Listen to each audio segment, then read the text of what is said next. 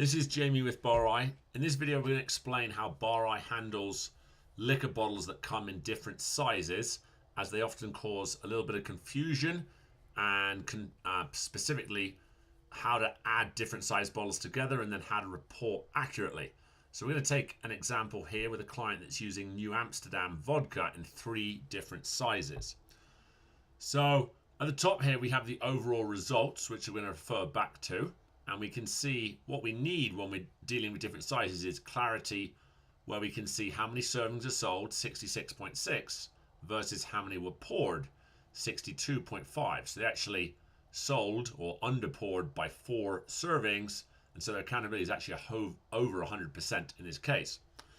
So the complexity comes from the fact that they have both 750s, because they're in a state that normally has most items 750s. So in the case of 2 full bottles at 750s, the vessel count will be 2.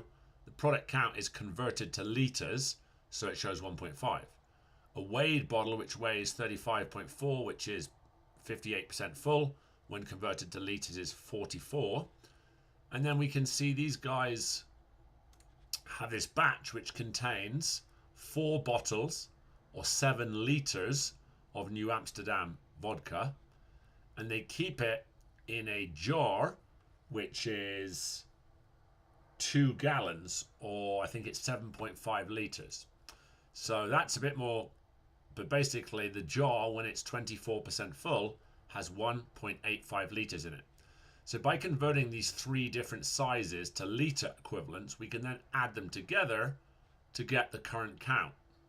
The same was done on the previous count. So that count was 12.35 here.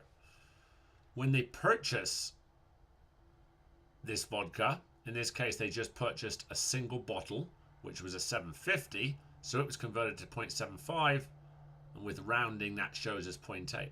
So again, by converting everything to litres, it allows us to do apples to apples comparisons and calculate the amount that has been poured. And then of course the recipes are written in ounces and converted into litres or product units, which allows us to match up what you sold versus poured in real life. And as we see here, this bar has accounted for just over 100%, so they've light poured, but last week they slightly under poured.